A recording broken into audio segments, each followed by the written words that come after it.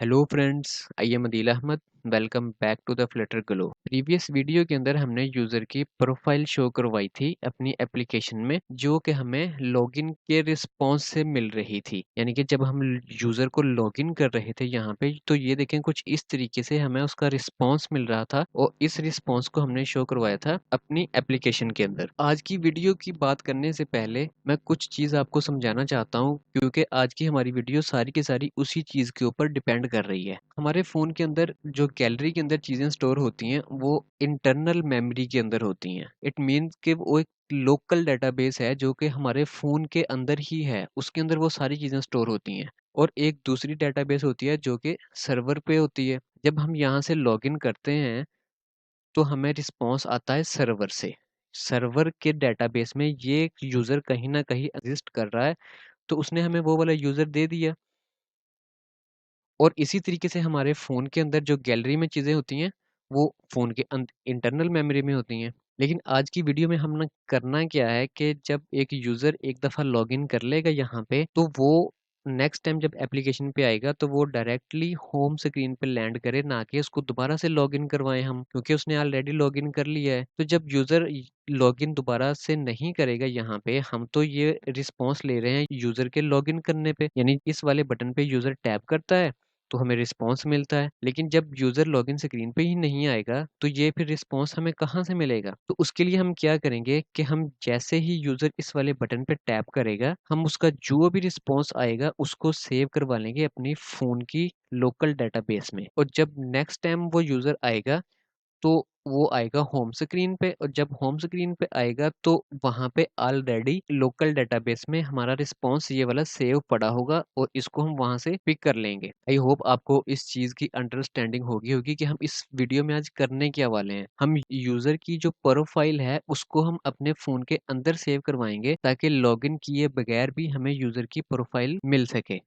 तो उसके लिए हम क्या करते हैं, सबसे पहले YAML फाइल में आके यहाँ पे आपने ये वाला पैकेज इंस्टॉल कर लेना है, शेयर्ड प्रेफरेंस का। अब ये वाला पैकेज सेम यही काम करता है जो चीज़ मैंने आपको बताई है, कि हमारे फ़ोन की लोकल डेटाबेस के अंदर डाटा स्टोर करवाता है। इन सिंपल वर्ड्स हम ये कह लेते हैं, अपनी कोई भी चीज़ है उसको हम शेयर्ड प्रेफरेंस में स्टोर करवा लेते हैं। जब मैं शेयर्ड प्रेफरेंस की बात करूंगा, तो इट मीन्स कि वो मैं लोकल डेटाबेस की बात कर रहा हूँ। तो आपने ये वाला पैकेज यहाँ पे इंस्टॉल कर लेना है। उसके बाद पबकेट करने के बाद आपने आ जाना है अपनी मेन डॉट डॉट में, और यहाँ पे आने के बाद आपने ये वाली लाइन यहाँ पे एज इट इज पुट कर देनी है। अब इस वाली लाइन से क्या होगा कि हमारा जो नेटिव कोड है, नेटिव कोड कौन सा होता है, जो कि किसी दूसरी लैंग्वेज के अंदर लिखा होता है। फॉर एग्जांपल कोटलिन में, जावा में या iOS के लिए स्विफ्ट में कोई कोड लिखा हुआ है। मान लें कि शेयर्ड प्रेफरेंस का कोड जो है वो कोटलिन और स्विफ्ट के अंदर लिखा हुआ है। वो नेटिव लैंग्वेज है ना, वो स्पेसिफिकली जस्ट एक प्लेटफॉर्म के लिए काम कर रही है, कोटलिन एंड्रॉयड के लिए और स्विफ्ट जो है वो iOS के लिए। तो उसका जो कोड होगा, उस कोड को हम अपनी फ्लटर में बाइंड करेंगे। जैसे ही हमारी एप्लीकेशन स्टार्ट होगी, तो सबसे पहले मेन फंक्शन, ये हमारा गेट हो गया एप्लीकेशन का, जिससे हम एप्लीकेशन के अंदर इंटर हो रहे हैं। और जैसे ही हम गेट से इंटर हों, देन ये क्या हो, फौरन से उस नेटिव कोड को अपने साथ बाइंड कर ले, अपने साथ मिला ले। इसलिए हमने ये वाली लाइन को यहाँ पे पुट किया है। मैं इसको यहाँ पे क्लोज करता हूँ और हम चलते हैं अपने काम की तरफ। और यहाँ पे मैंने बात की कि लॉगिन के बटन पे टैप करने से हमें ये वाला रिस्पॉन्स मिला था, और इस रिस्पॉन्स को हमने मॉडल में स्टोर करवा के अपने यूआई के अंदर शो करवाया था। लेकिन अब हमने यहाँ पे इसको डायरेक्टली मॉडल में सेव नहीं करवाना, हमने पहले इसको अपनी डेटाबेस में स्टोर करवाना है। देन फिर हम डेटाबेस से निकाल के मॉडल के अंदर लेके आएंगे। उसकी रीज़न मैंने आपको पहले ही एक्सप्लेन कर दिया कि हम ऐसा क्यों करेंगे, क्योंकि अब हर बार यहाँ पे हम टैब नहीं करेंगे, तो इसलिए हमारे पास ऑलरेडी उसका कोई ना कोई बैकअप होना लाजमी है। तो इसके लिए हम क्या करेंगे कि यहाँ पे आके मैं सबसे पहले एक इंस्टेंस क्रिएट करूंगा शेयर्ड प्रेफरेंस का। शेयर्ड प्रेफरेंस, इसका मैं नाम रख देता हूँ preference is equal to shared preference dot get instance. इसका इंस्टेंस क्रिएट कर लिया, और ये एक फ्यूचर फंक्शन है, तो मैं इसको अवेट करवा देता हूँ यहाँ पे।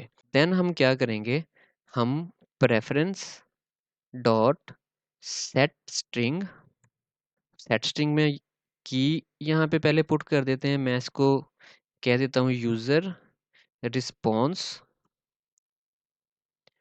और इसकी वैल्यू कौन सी होगी, हमारा रिस्पॉन्स। अब यहाँ पे इस वाली लाइन में मैंने क्या किया, मैंने स्ट्रिंग की फॉर्म में हमें जो रिस्पॉन्स मिल रहा था मैंने इसको सेट स्ट्रिंग किया। मैंने क्यों किया कि हमारा जो रिस्पॉन्स है वो एक स्ट्रिंग की फॉर्म में आ रहा है। तो मैंने क्या किया, एक शेयर्ड प्रेफरेंस का इंस्टेंस क्रिएट किया। देन उसको मैंने कहा कि एक स्ट्रिंग टाइप की मेरे पास वैल्यू है, उसको इस वाली की के ऊपर स्टोर कर दो। यानी मेरी जो लोकल डेटाबेस है यहाँ पे इस नाम से कह लें कि एक बॉक्स क्रिएट हो चुका है जिसके अंदर मेरा ये वाला रिस्पॉन्स सेव हो रहा है। अब मुझे ये रिस्पॉन्स जहाँ पे भी मुझे इसकी ज़रूरत होगी मैं जस्ट इस वाली की को यूज़ करूँगा, मैं इस की को कॉल करूँगा, मुझे फ़ौरन से ये वाला रिस्पॉन्स वहाँ पे आके मिल जाएगा। तो यहाँ पे हमने सेव करवा लिया उसको अपने डेटाबेस में। देन हम क्या करेंगे, अब इसको सेव तो हमने करवा लिया, अब यहाँ पे सेव करवाने के बाद फिर वापस से हमें उसकी जब ज़रूरत होगी तो हमने उसको गेट भी करना है। तो उसके लिए मैं क्या करता हूँ, यहाँ पे नीचे आके एक और फंक्शन क्रिएट करता हूँ फ्यूचर, उसको मैं कह देता हूँ स्ट्रिंग, और ये नल लेबल इसको मैं कर देता हूँ और मैं नाम दे देता हूँ यूज़र डाटा, बल्कि मैं गेट यूज़र डाटा कह देता हूँ ताकि अंडरस्टैंडिंग हो जाए। गेट यूज़र डाटा, और ये भी हमारा एसिंक फंक्शन होगा। और इसमें आके हम क्या करेंगे कि सबसे पहले मैं इस वाले इंस्टेंस को यहाँ से कॉपी कर लेता हूँ क्योंकि मुझे फिर से लिखना पड़ेगा। इनको क्लोज ही कर देता हूँ ये, और यहाँ पे आगे मैं पेस्ट कर देता हूँ। पेस्ट करने के बाद अब इस वाले बटन पे हम टैप करते हुए इस वैल्यू को स्टोर करवा रहे हैं अपनी शेयर प्रेफरेंस में, और इस वाले फंक्शन में हम उसको गेट करेंगे। तो मैं क्या करता हूँ, पहले एक स्ट्रिंग का वेरिएबल लेता हूँ, स्ट्रिंग, और इसको मैं कह देता हूँ G user, get user is equal to क्या होगा, प्रेफरेंस डॉट, अब जैसे वहां पे हमने सेट स्ट्रिंग किया था वैसे ही हम यहाँ पे गेट स्ट्रिंग कर लेंगे, और इसको हम की कौन सी देंगे, स्ट्रिंग की फॉर्म में हम यही वाली की इसको प्रोवाइड करेंगे। मैं इसको कॉपी कर लेता हूँ और इधर मैं पेस्ट करता हूँ ताकि स्पेलिंग मिस्टेक ना हो। अगर स्पेलिंग मिस्टेक होगी तो फिर हमें इसकी वैल्यू ये रिस्पॉन्स नहीं मिलेगा। हमने उसको यहाँ पे सेव भी करवा लिया और देन हमने उसको यहाँ पे गेट भी कर लिया। अब गेट करने के बाद मैं क्या करता हूँ, यहाँ पे एक कंडीशन लगाता हूँ कि इफ़ हमारा जो गेट यूज़र डाटा है, गेट यूज़र जो है वो इक्वल टू नल नहीं है। सॉरी, मैंने फिर से इक्वल टू डाल दिया, इस तरीके से आना था। कल भी हमने ये वाली मिस्टेक की थी। अगर वो नल नहीं है फिर हम क्या करेंगे, यहाँ पे ये जो डाटा हम डायरेक्ट रिस्पॉन्स ये वाला डिकोड कर रहे थे जो कि हमें मिल रहा था सर्वर से, लेकिन अब हमने सर्वर वाला डिकोड नहीं करना क्योंकि अब वही रिस्पॉन्स हमारे पास लोकल डेटाबेस में भी आ चुका है। तो हम क्यों ना अपने लोकल डेटाबेस वाला रिस्पॉन्स यूज़ करें। तो मैं इसको यहाँ से कट कर लेता हूँ और इधर आके मैं इसको पेस्ट कर देता हूँ, और ये रिस्पॉन्स की जगह पे ये वाला गेट यूज़र मैं यूज़ करूँगा। सॉरी, कंट्रोल सी किया और यहाँ पे वी कर देता हूँ, और देन ये कोड डी कोड होने के बाद हमारे मॉडल के अंदर जाके सेव होगा, जो कि हमने प्रीवियस वीडियो में बात की थी। कल हमने क्या किया था, कल हमने डायरेक्टली जो रिस्पॉन्स हमें एपीआई से आ रहा था उसको हमने अपने मॉडल के अंदर सेव करवा लिया था डी कोड करवा के। लेकिन आज हमने क्या किया है कि उस मॉडल को हमने डायरेक्टली एपीआई से जो आ रहा था उसको डायरेक्टली हमने यहाँ पे स्टोर नहीं करवाया, बल्कि सब पहले हमने उसको अपने लोकल डेटाबेस में स्टोर करवा लिया है। देन उस डेटाबेस के अंदर जो हमारा रिस्पॉन्स सेव हुआ है हमने उसको डिकोड करके अपने मॉडल के अंदर सेव करवाया है। उसके बाद मैं क्या करता हूँ कि यहाँ पे नीचे आने के बाद मैं इसको रिटर्न भी करवा लूँगा कि इसके अंदर कौन सी वैल्यू सेव हुई है। तो इसको मैं रिटर्न को इस तरीके से करूँगा, return user data, gate user, sorry. यहाँ तक हमारा काम कंप्लीट हो गया। अब मैं आता हूँ अपने स्प्लैश स्क्रीन में, और यहाँ पे आने के बाद मैं पहले एक मेथड क्रिएट करता हूँ। वो मेथड मेरा होगा जी फ्यूचर वाइड, और इसका मैं नाम रख देता हूँ check user, check user data,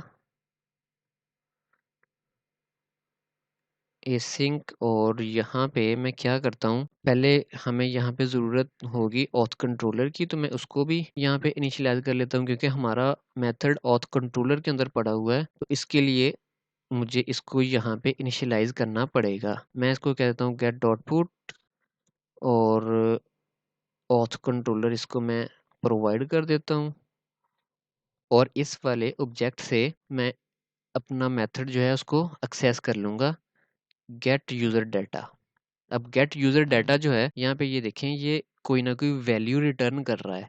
मतलब ये कोई ना कोई वैल्यू पीछे लेके जाएगा जहाँ पे हम इस फंक्शन को कॉल करेंगे, और वो क्या लेके जाएगा, वो जो वैल्यू यहाँ पे स्टोर होगी वो वैल्यू लेके जाएगा यहाँ पे। अब अगर वो ये वाला फंक्शन कोई वैल्यू लेके आएगा तो हम इसको यहाँ पे किसी वेरिएबल में भी स्टोर करवा लेते हैं। तो हमारा वेरिएबल होगा जी स्ट्रिंग। स्ट्रिंग मैं इसको ना कर देता हूँ और इसको मैं नाम दे देता हूँ, डाटा का नाम दे देता हूँ, और इसको मैं यहाँ पे अवेट भी करवा देता हूँ ताकि जब तक ये वाले टास्क कंप्लीट ना हो इसके अंदर कोई वैल्यू ना आए। अब हम क्या करते हैं कि मैं इस डाटा को पहले प्रिंट करवा के चेक करता हूँ कि यहाँ पे क्या आ रहा है।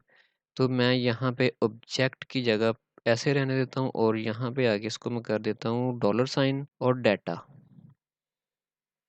और इस वाले फंक्शन को हम अपने इनिट स्टेट में कॉल भी कर लेंगे ताकि जैसे ही हमारी स्प्लैश स्क्रीन क्रिएट हो तो फ़ौरन से ये हमारा फंक्शन जो है वो ट्रिगर हो जाए। मैं इसको रन करता हूँ यहाँ से, और रन करने के बाद अब देखते हैं हमें यहाँ पे क्या प्रिंट होके मिलता है।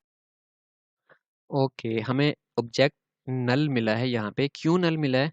क्योंकि अभी हमने यूज़र को लॉगिन ही नहीं किया। जब यूज़र को यहाँ पे लॉगिन करेंगे तो फिर कोई ना कोई वैल्यू आएगी। अब यही चीज़ हमने यहाँ पे चेक करनी थी। अब मैं क्या करता हूँ कि जाके पहले यूज़र को लॉगिन करता हूँ और फिर देखता हूँ इसमें क्या चीज़ आती है। यूज़र को इसका यूज़र नेम यहाँ पे लिखेंगे, और यूज़र नेम क्या था वो कहीं नीचे ही खो चुका है। यहाँ से नहीं मिलेगा तो चलिए अपने पोस्टमैन से उठा लेते हैं। तो मैं यहाँ से कॉपी करता हूँ और यहाँ पे आके इसको मैं पेस्ट कर देता हूँ, और फिर मैं पासवर्ड को भी यहाँ से उठा लेता हूँ और पासवर्ड वाले सेक्शन में आके इसको पेस्ट कर देता हूँ और लॉगिन करते हैं।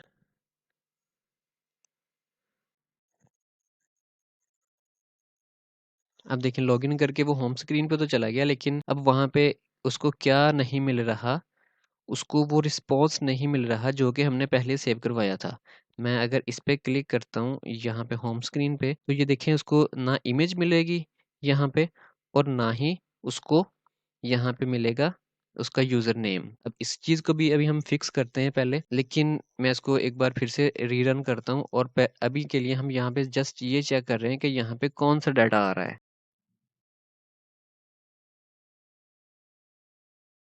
ये देखिए हमारे पास ऑब्जेक्ट के अंदर क्या प्रिंट हो गया, हमारा कंप्लीट रिस्पॉन्स।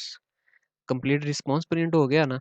अब हम क्या करेंगे कि इस जगह पे हम चेक लगाएंगे यहाँ पे कि अगर ये वाला हमारा डाटा नल नहीं है, मतलब कि इसके अंदर ये रिस्पॉन्स पड़ा हुआ है, देन ये मूव कर जाए होम स्क्रीन पे, अदरवाइज ये उसको लॉगिन स्क्रीन पे ही ले आए। तो उसके लिए हम इस वाले डाटा को एक्सेस करने के लिए मैं क्या करता हूँ, इसको इस फंक्शन से बाहर डिक्लेयर करूंगा तो मैं इस वाले वेरिएबल को एक्सेस कर पाऊंगा। तो मैं इसको यहाँ से कट कर लेता हूँ, और कट करने के बाद इसको मैं इस फंक्शन से बाहर ले आता हूँ कुछ इस तरीके से, और यहाँ पे मैं इसकी वैल्यू को दे देता हूँ ऐसे। अब इसके अंदर वैल्यू स्टोर हो रही है और इसको मैं यहाँ पे भी एक्सेस कर सकता हूँ, और यहाँ पे मैं एक कंडीशन लगा देता हूँ कि अगर मेरे पास डाटा जो है, डाटा उसकी वैल्यू नल नहीं है, if data not equal to null है, यानी कि नल नहीं है, देन वो क्या करे, देन वो नेविगेट कर जाए होम स्क्रीन पे। मैं इसको कंट्रोल डी करके डुप्लीकेट कर लेता हूँ और यहाँ पे मैं इसको डाल देता हूँ होम स्क्रीन।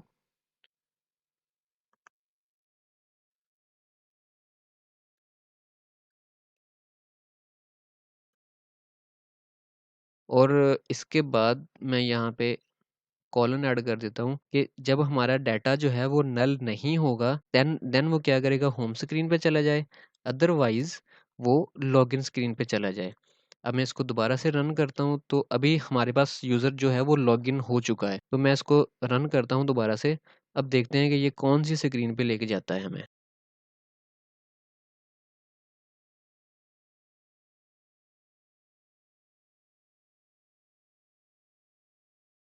ओके, हम सक्सेसफुली अपनी लॉगिन स्क्रीन पे आ चुके हैं। ये क्यों हुआ? ये जो हमने यहाँ पे कंडीशन लगाई थी, उसको डाटा मिल गया और वो लॉगिन स्क्रीन पे आ गया। अब मैं इसको जल्दी से समराइज़ कर देता हूँ कि आज की वीडियो में हमने किया क्या है। हमने जो हमारा रिस्पॉन्स आया लॉगिन का रिस्पॉन्स आया जो कि यहाँ पे आके सेव हो रहा था, हमने उसको पहले चेक किया कि वो कहीं नल तो नहीं है। अगर नल नहीं है, देन वो क्या करे, आके हमारी लोकल डेटाबेस में आके स्टोर हो जाए। उसको लोकल डेटाबेस में हमने स्टोर करवा लिया। स्टोर करवाने के बाद हमने उसको क्या किया, ओके, अब यहाँ पे एक और भी इशू है कि हम जब लोकल डेटाबेस में स्टोर करवाने के बाद लॉगिन करते हुए हमें यहाँ पे एक एरर देखने को मिला था। वो एरर क्यों मिला था कि ये वाला लोकल डेटाबेस में तो स्टोर हो गया, लेकिन हमारे मॉडल के अंदर अब यहाँ पे स्टोर नहीं हुआ। तो हम इसके लिए क्या क्या करते हैं कि मैं इस वाले मेथड को कॉपी करके यहाँ पे भी पेस्ट कर दूंगा इस जगह पे, ताकि जब हमारा लॉगिन का जो फंक्शन जब ट्रिगर हो, लॉगिन का बटन जो हमारा आ रहा था वो ट्रिगर हो, तो उसके बाद क्या हो